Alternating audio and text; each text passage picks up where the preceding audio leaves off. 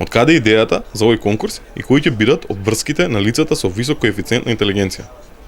Видете, идејата е да ги мобилизираме, да ги ангажираме сите интелектуални потенцијали во државата и да ги ставиме во функција на државата, да може да дадат свој придонес за определени прашања кои што се поврзани од општо добро за сите граѓани во државата. Прво и основно не станува збор за вработување. Тоа морам да го кажам, станува збор за ангажирање на луѓе со кои што ќе имаме 1 до 2 состанока месечно.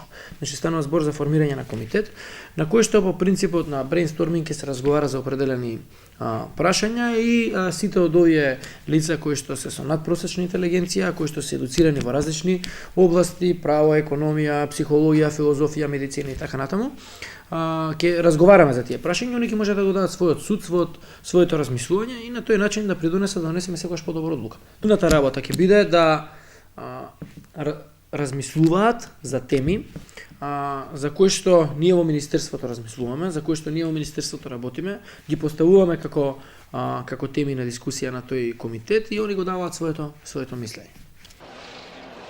Дали постои ваков пример во други држави? Мерењето на коефициентот на интелигенција или тестирањето за интелигенција пред вработување е пракса во многу земји. Во приватните компании тоа е одамна и тоа е задолжителен прв тест за предквалификација.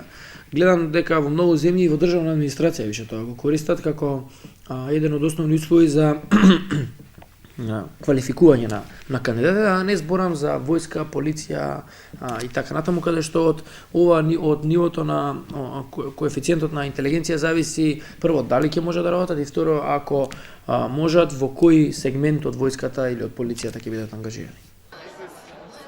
Колку луѓе се пријавија и кој е кандидатот со највисок коефициент на интелигенција? До сега имаме пријавено 6 кандидати, а највисокиот коефициент е на македонка со коефициент на интелигенција од 170. Има негативни коментари. Како гледате на нив?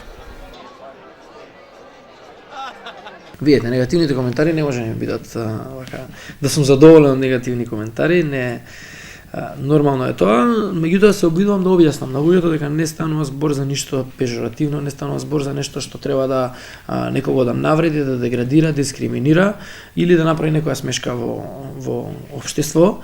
Идејата е да сите ги абсорбираме интелектуалните потенцијали, да ги ставиме во функција на добро на сите нас.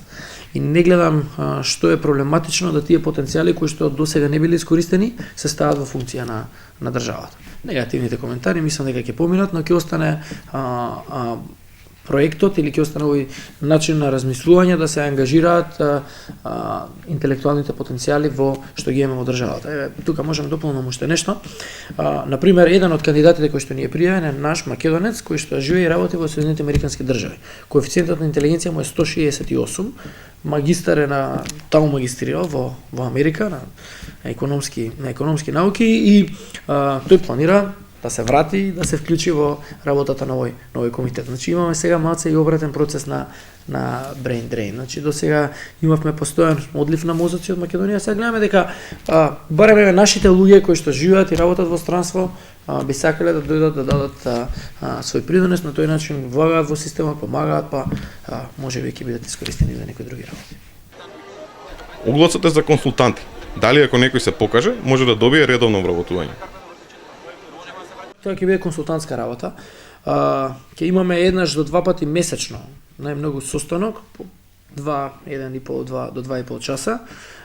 Нормално, доколку има определени луѓе кои што сериозно се извојуваат, навлезени се во определена материја за кои што ќе видиме дека имаат одличен потенцијал, може да дадат придонес во развојот на здравството, зашто да не, овозможни мислите и да останат во министерство или можеби во некоја друга институција. Тоа е поентата.